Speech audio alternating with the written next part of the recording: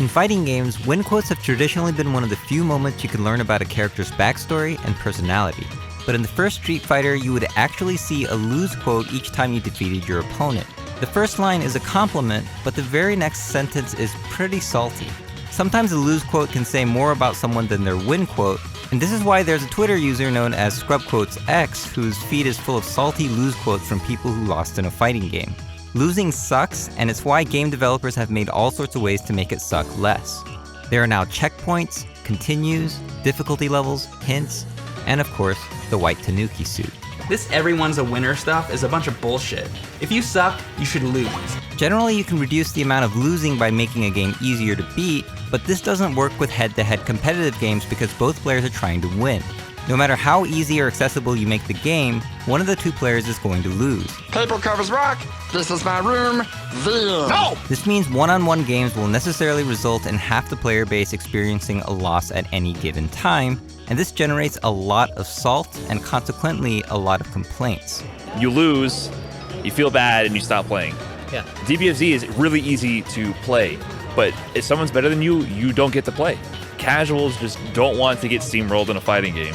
What is it about these games that make people so salty to the point where salt is ingrained in fighting game culture, and how does it affect us? You gotta be salty after that, because He hadn't won the previous round. The answer lies in the heart of scrub quotes. If you look at these comments, there's an underlying theme that's repeated over and over again: fairness. Sense of fair play has been demonstrated by primates in an experiment involving two capuchin monkeys in cages next to each other.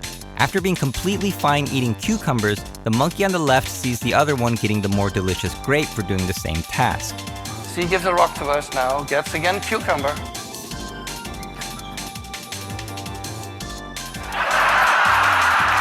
The result is primal rage. This inspired similar experiments like the one with wolves pressing a buzzer to get food. According to the researcher, when the inequity was greatest, they stopped working. I think he was so frustrated he broke the apparatus. The wolf literally rage quit and broke his controller. These parallels to human behavior might seem kind of funny, but the experiments were designed to put the animals in an actual unfair situation. In fighting games, people get into situations that seem unfair, but it's usually because they're lacking certain knowledge or skill. For example, if you don't know how to block in Street Fighter, it's simply impossible to escape this. Because no amount of button mashing will change the situation, Salty Guy might be compelled to say, "My buttons don't work." If he learns his buttons work fine, he might accuse his opponent of playing dishonorably. That move is broken. I like to call this the Scrublord's prayer, which goes like this: my controls weren't working, and if they were, you were playing dishonorably, and if you weren't, you were playing without skill, and if you were, it's not fun to play that way, and if it is, then you only care about winning. We know all of this is nonsense because Guy just doesn't know how to block. Of course, it's easy to roll your eyes here because it's so patently obvious his salt is talking, but people can also say these things at higher levels of play. Blocking a sweep might be obvious to most of you, but not as many will understand why Ryu is able to hit Sagat here when his foot doesn't even come close to him. Normally this attack will whiff crouching opponents because his kick is too high. Makes sense. But if you block an attack standing and crouch right afterwards, there's a brief moment where this game treats you like a standing opponent even when you're visibly crouching. This is how Ryu is able to hit Sagat even when it looks like he's kicking the air. For players learning about this for the first time, it can understandably seem like an unfair exploitation of a glitchy game engine. You're just exploiting a bug. But for players who have seen this 100 times, it's just called fuzzy guard break, and it's an extra option that gives the game a pinch more depth without breaking it. Dashing under. Even on Cammy. This is why people say get good. Things seem unfair until you find a good way to beat it.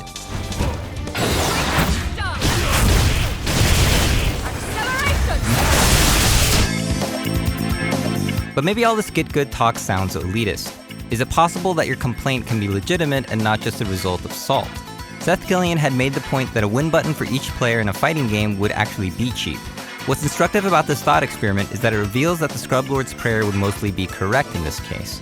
Using the win button is dishonorable, takes no skill, isn't fun to play, and shows that the user truly only cares about winning. But notice that the game is still completely fair because both players have a win button, but also notice how this new win button is incredibly unfair for people who have learned how to play the game.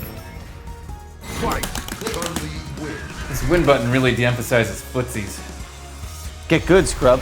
How can something be so fair and unfair at the same time?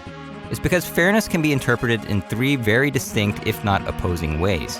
The first is called sameness, which is the idea that something should either apply to everyone or apply to no one.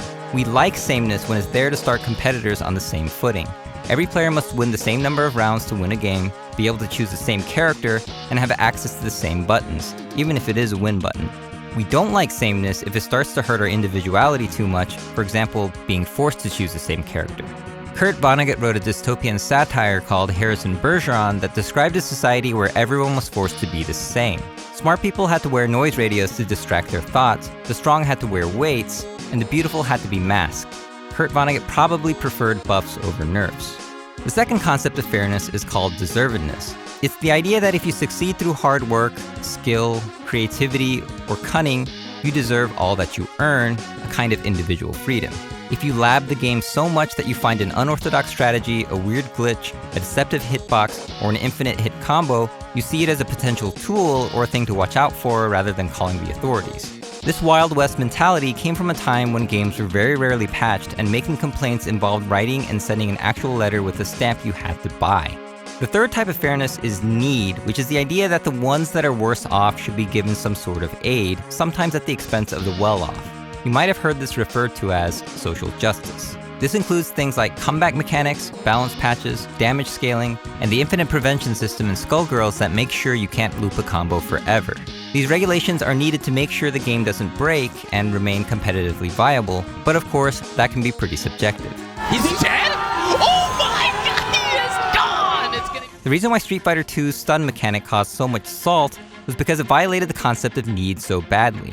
You're already doing bad because your opponent is constantly hitting you, but then the game says, because you did so bad, now you don't get to move or defend yourself. Now watch as you get your ass beat more. The sort of laissez-faire rich gets richer mechanic felt so unjust, local arcades made arcane rules where you were not allowed to hit anyone who was stunned, basically saying, sorry, but we don't play like that here. Made-up rules in arcades even happened in the old-school Korean Tekken scene, home of some of the best players in the world. 짠손 짠발이라든가 뭐 이런 기술들이 있어요.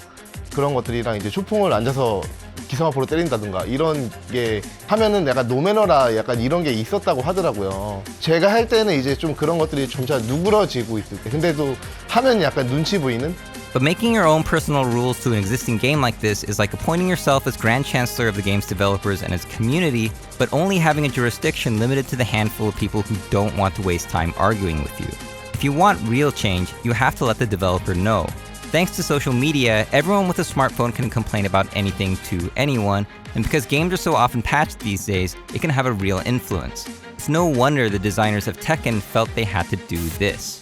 Is there anything you want to tell the Tekken community that's tuning in? I guess this is all he wants to say. But for game designers, complaining about existing games kind of becomes your job. The very same salt that came from the stun mechanic has been converted into one of the most iconic features in gaming history. One of the things about Street Fighter that annoyed me and I loved was when you get the other guy dizzy. That was such a bad feeling, and it was such a good feeling when you're the guy who's attacking him. I want to have that good feeling, but I don't want to give the other guy the bad feeling. So we moved the dizzy to the end of the fight.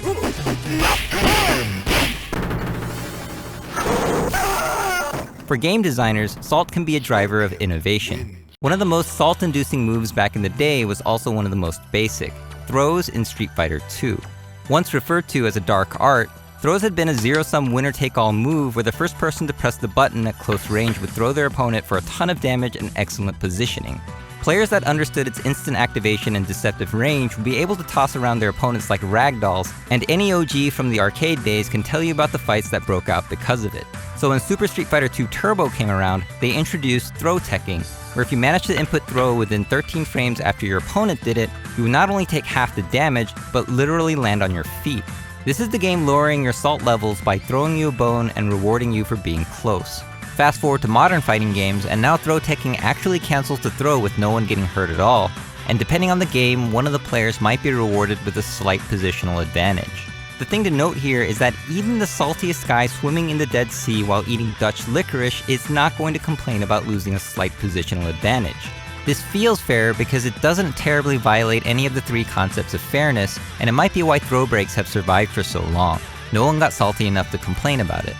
Your modern fighting game and games in general are a culmination of innovations from past games to assure that the needs of the ever-increasing player base are met. But long gone are the days of ruthless and punishing game designs with zero-sum gameplay that indiscriminately rewards one player and dumps all the salt onto the other. Who would want to go back to such a regressive time? Let me know in the comments the saltiest thing you've ever...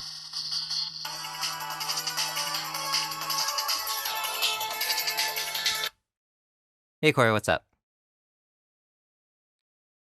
Nothing. I was just in the middle of recording and you kind of messed me up, but... I'm just kidding, it's fine. What's up?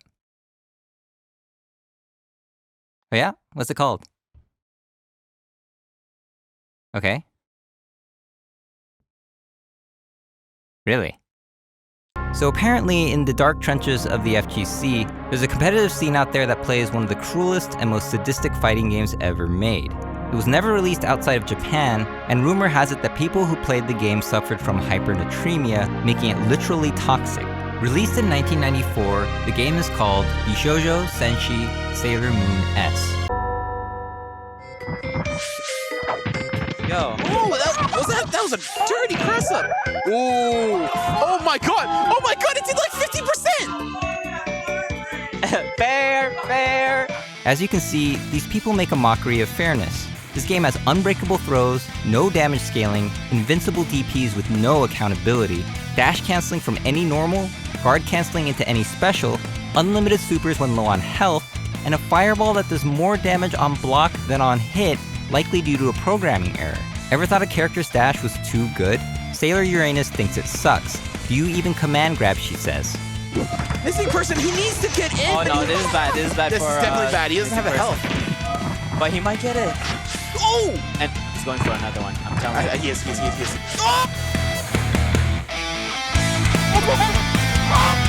And do you know why Sailor Mars is laughing here? It's because the company that can nerf her chip damage is dead. 10 seconds. Super chips in. Just in one. This is the resulting anarchy that forms when there's no one to listen to what the zoning is cheating guy has to say. Sailor Moon S is the pre-John McCain MMA of fighting games. Adapt or get your eyes gouged out. It's amazing how the Toronto Sailor Moon community can enjoy such unregulated waifu cockfighting. It's almost as if they're part of a culture that celebrates salt as a driver of adaptation instead of a means to strong-arm game developers into patching out anything that seems remotely good. It's 2018, get with the times already. You're still pissed off about Mike Ross. Damn right I am.